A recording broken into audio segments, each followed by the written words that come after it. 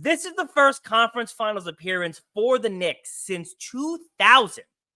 And there have been a lot of conversations now on where Jalen Brunson ranks amongst all-time Knicks and if he is one of the possible 5 greatest Knicks of all time. Do you think Jalen Brunson is a top 5 Knick of all time?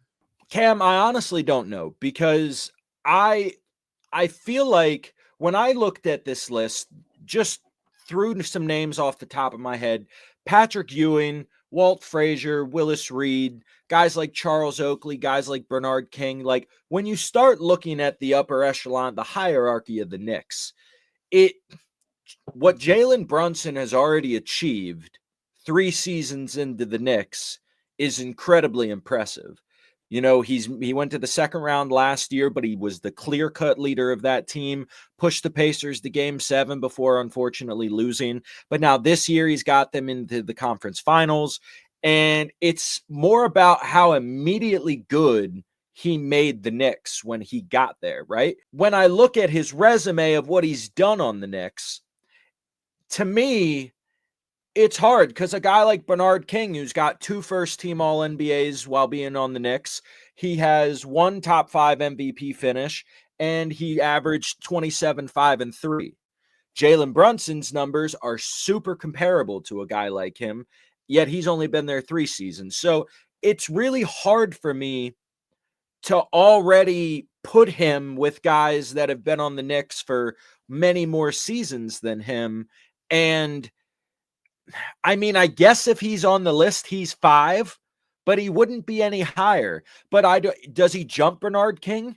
Does he jump him to 5? Does he jump a Carmelo Anthony into that list? You know, that's where I struggled, and I'm hoping that you can provide some clarity through some maybe other statistics or something I didn't see. But as of this moment, I have him at 6. So who was your top 5? So I'll give it to you in order. So in Okay. order, my top 5 was Patrick Ewing was number 1. Mm-hmm. Willis Reed was number 2. Walt Frazier was number 3. I personally have Charles Oakley at number 4. Now, people are going to look at me weird when I say this, but Charles Oakley was known as one of the toughest and most tenacious defenders of the late 80s and early 90s, alongside Patrick Ewing on that team. In the 93-94 season, this is still an NBA record. Charles Oakley played every single game from the beginning of the season till the last game of their playoff run, and it was 107 games straight that he started for the Knicks. It's still a record today. What he meant to that franchise, to me, is very Udonis Haslem-esque of what he meant to Miami, as far as the beloved by the fan base in and outside of the locker room. So, and then at 5, I have Bernard King. It truly depends, I think, on what you value and what you're looking for. So we have kind of the same top 5, but different. I don't have Charles Oakley anywhere in my top 5.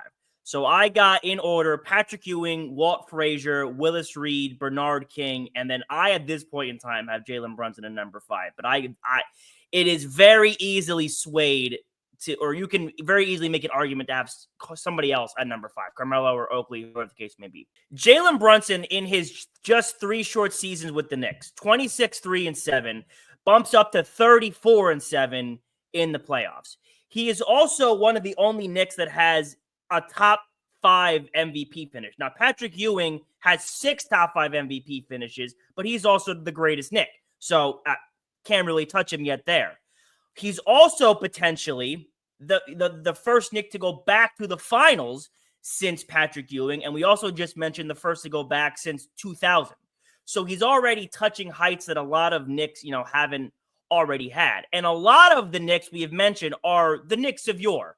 Like, obviously, Walt Frazier, I think, has a I almost had him in 1. It's a strong argument. 21, 7, and 6 in the playoffs. He made 8 playoff appearances total with the Knicks in his 10 seasons in New York.